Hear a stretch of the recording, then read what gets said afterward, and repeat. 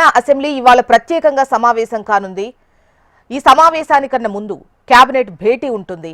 CM Revanth Reddy అధ్యక్షతన ఈ భేటీ జరుగుతుంది. ఆ తర్వాత అసెంబ్లీ సమావేశాలు ప్రారంభమవుతాయి. ఈ నేపథ్యంలోనే తెలంగాణ ప్రభుత్వం ప్రతిష్టాత్మకంగా చేపట్టిన సమగ్ర ఇంటింటి కులగణన సర్వే నివేదికపై కేబినెట్లో చర్చిస్తారు. ఆ తర్వాత అసెంబ్లీలో చర్చించనున్నారు.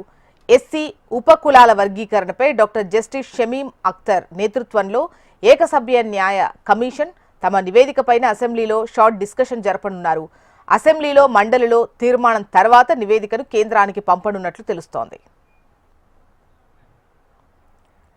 ఇక ఇవాళ తెలంగాణ ప్రత్యేక అసెంబ్లీ సమావేశానికి సంబంధించి డీటెయిల్స్ మనకు రీజనల్ కోఆర్డినేటర్ అశోక్ అందిస్తారు. అశోక్, ఇవాళ తెలంగాణ అసెంబ్లీ ప్రత్యేక సమావేశం ఉంది. దానికి ముందు 10 గంటల సమయంలో అసెంబ్లీలో హాల్ నెంబర్ 1లో కేబినెట్ సమావేశం ఉంది. మనం చూస్తున్నాం తెలంగాణ ప్రభుత్వం అత్యంత ప్రతిష్టాత్మకంగా కులగణన సర్వే చేపట్టింది. దీనికి సంబంధించి 2 రోజుల క్రితం సబ్ కమిటీకి కూడా రిపోర్ట్ అందింది. ఆ రిపోర్టుకు సంబంధించినటువంటి డీటెయిల్స్ కూడా చైర్మన్ ఉత్తమ్ కుమార్ రెడ్డి, కో చైర్మన్ దామోదర్ రాజేంద్ర ఇతర సభ్యులు కూడా వెల్లడించారు. అయితే ఆ బీసీ డెడికేషన్ కమిటీ కావచ్చు, అలాగే కులగణనకు సంబంధించి ప్రస్తుతం అయితే కేబినెట్ సమావేశంలో చర్చ జరుగుతుంది. దీనికి సంబంధించి కేబినెట్ ఆమోదం తెలిపిన తర్వాత అసెంబ్లీలో చర్చిస్తారు. అయితే ఎట్ ది సేమ్ టైం కూడా ఎస్సీ వర్గీకరణ సంబంధించి ఏబీసీ వర్గీకరణ అనేది షమీం అఖ్తర్ జస్టిస్కి సంబంధించినటువంటి ఏకసభ్య జ్యుడిషియల్ కమిషన్ కూడా రిపోర్ట్ అందించింది. దానికి సంబంధించి కూడా కేబినెట్లో చర్చ జరుగుతుంది. కేబినెట్లో చర్చ జరిగిన తర్వాత అసెంబ్లీలో కూడా దానికి సంబంధించి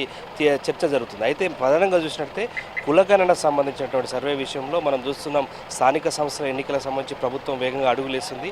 ఈ నేపథ్యంలోనే అయితే కులగణన సర్వే సమగ్ర సర్వేని చేపట్టింది. ఆ రిపోర్ట్ అందిన తర్వాత ప్రస్తుతం అయితే క్యాబినెట్లో దానికి ఆమోదం తెలిపి అసెంబ్లీలో చర్చ జరిపిన తర్వాత అసెంబ్లీ నుంచి తీర్మానం చేసి కేంద్రానికి పంపిస్తారు. ఎట్ ది సేమ్ మండలిలో కూడా ఇదే విధంగా ఉంటుంది.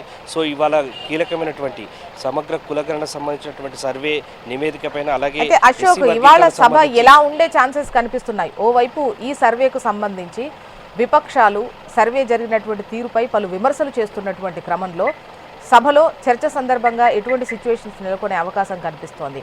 ముఖ్యంగా ఈ తీర్మానానికి విపక్షాలు ఏ విధంగా మద్దతు ఇచ్చే అవకాశం ఉంటుందా, ఉండదా? ఖచ్చితంగా చెప్పొచ్చు. మనం చూసాం బీఆర్ఎస్ పార్టీ అధికారంలో ఉన్నప్పుడు కూడా 2014లో సమగ్ర కుటుంబ సర్వే నిర్వహించింది.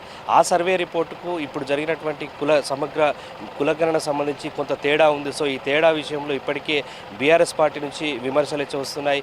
ఇవాళ అసెంబ్లీ వేదికగా ఈ సమగ్ర కుల సర్వే సంబంధించి గణనపైన కూడా చర్చ జరిగే సమయంలో ఖచ్చితంగా అటు విపక్షాలు కానీ ఇటు అధికార పార్టీ నుంచి కూడా ఒక చర్చ అయితే జరిగే అవకాశం ఉంది. అయితే దానికి ముందే క్యాబినెట్లో ఆమోదం పొందుతున్న తర్వాత అసెంబ్లీలో చర్చ జరిగిన తర్వాత తీర్మానం చేసి పంపిస్తారు. సో చర్చ విషయంలో మాత్రం ఖచ్చితంగా విపక్షాలు అయితే పట్టుబట్టే అవకాశం అయితే మనకు కనిపిస్తుంది.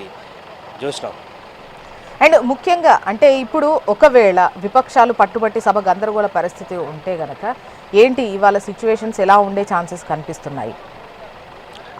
మెజారిటీ ఉంది కాబట్టి తీర్మానం చేసి పంపుతారు. కాకపోతే ముఖ్యంగా ఇక్కడ విపక్షాలు పట్టుబట్టే అవకాశమే ఎక్కువగా కనిపిస్తోంది.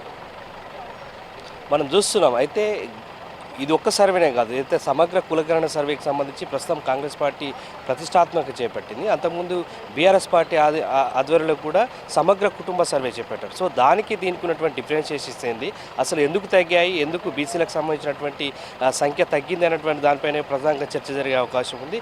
ఖచ్చితంగా ప్రభుత్వం నుంచి కూడా దీనికి ధీటైన సమాధానం వచ్చే అవకాశం ఉంది. ఎందుకంటే మొత్తం రాష్ట్ర వ్యాప్తంగా సక్సెస్ఫుల్గా దీనికి సంబంధించి సర్వే చేపట్టారు. తమ బృందానికి సంబంధించి ప్రత్యేకంగా సబ్ కమిటీ కూడా అయితే కృతజ్ఞతలు తెలిపింది. ఈ నేపథ్యంలో ప్రభుత్వం నుంచి ఒక వాదన ఉంటే ఖచ్చితంగా బీఆర్ఎస్ పార్టీ నుంచి ఇటు బీజేపీ నుంచి మిగతా పక్షాల నుంచి ఖచ్చితంగా కౌంటర్ ఉండే అవకాశం ఉంది. ఏదేమైనప్పుడు కూడా ఇవాళ జరిగేటువంటి చర్చకు సంబంధించి చాలా కీలకంగా అసెంబ్లీ వేదికగా జరిగే అవకాశం మనకు కనిపిస్తుంది. Joshna and Ashok, what about మండలిలో సిచ్యువేషన్ ఏ విధంగా ఉంది? అండ్ అసెంబ్లీ మండలికి సంబంధించి ఒకసారి బలాబలాలు ఎలా ఉన్నాయో వివరించండి.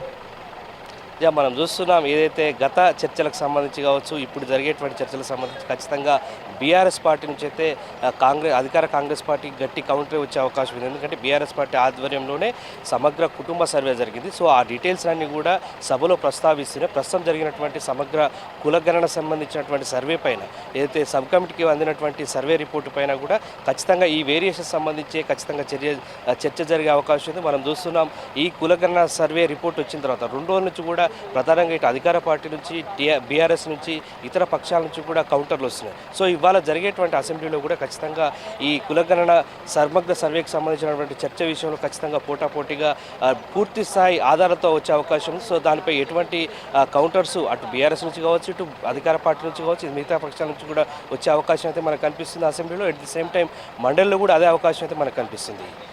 జోష్న, అండ్ ఇవాళ తీర్మానం చేసి కేంద్రానికి పంపుతారు. సో 11వ తేదీ వరకు పార్లమెంట్ సమావేశాలు ఉన్నాయి. ఒకవేళ సెంట్రల్ ఒప్పుకోనట్టయితే పాత పద్ధతిలోనే స్థానిక సంస్థల ఎన్నికలు నిర్వహించేటువంటి అవకాశం ఉంది అని అంటున్నారు. అండ్ ఈ విషయానికి సంబంధించి సభలో ఏదైనా ప్రకటించే ఛాన్స్ ఉందా? అట్లీస్ట్ పార్టీ పరంగా అయినా ఒకవేళ కేంద్రం నుంచి ఈ వినతిని ఈ రిక్వెస్ట్ను ఒప్పుకోనట్టయితే అట్లీస్ట్ పార్టీ పరంగా అయినా కూడా ఈ రిజర్వేషన్ అమలు చేస్తాం, అంటే సీటు కేటాయింపుకు సంబంధించి ఈ రిజర్వేషన్ అమలు చేస్తాము అనేటువంటిది అధికార పక్షం నుంచి అనౌన్స్మెంట్ ఏమైనా వచ్చే ఛాన్సెస్ ఉన్నాయా? అయితే ఇవాళ మాత్రం ఏదైతే సమగ్ర కులగణన సర్వేకి సంబంధించినటువంటి అంశం కావచ్చు, ఎస్సీ వర్గీకరణ సంబంధించి ఏకసభ్య జ్యుడిషియల్ కమిషన్ ఇచ్చినటువంటి రిపోర్టు కావచ్చు, వీటిపై క్యాబినెట్ ఆమోదం తెలిపిన తర్వాత అసెంబ్లీలో చర్చ జరుగుతుంది. అసెంబ్లీలో చర్చ జరిగిన తర్వాత కులగణన సర్వేకి సంబంధించిన రిపోర్టుని తీర్మానం చేసి కేంద్రానికి పంపిస్తారు. అయితే కేంద్రం నుంచి వచ్చేటువంటి సానుకూలంగా వచ్చేటువంటి సమాధానం కోసం ఎదురు చూస్తారు. ఎట్ ది సేమ్ టైం ఏం చేస్తారంటే BC dedication committee Boosa Venkateswararao నేతృత్వంలో ఏర్పాటు చేస్తారు. ఆ రిపోర్టుకు సంబంధించి మరొక 2 రోజులు వస్తుంది. సో కేంద్రం నుంచి సానుకూలమైనటువంటి స్పందన రాకపోతే మరొక 2 రోజుల్లోనే డెడికేషన్ కమిటీ ఇచ్చేటువంటి రిపోర్ట్ ఆధారంగా స్థానిక సంస్థలకు సంబంధించి నిర్ణయం తీసుకునే అవకాశం అయితే మనకు ప్రభుత్వం నుంచి స్పష్టంగా మనకు అందుతున్న సమాచారం అయితే ఉంది. జోష్న, రైట్ అశోక్.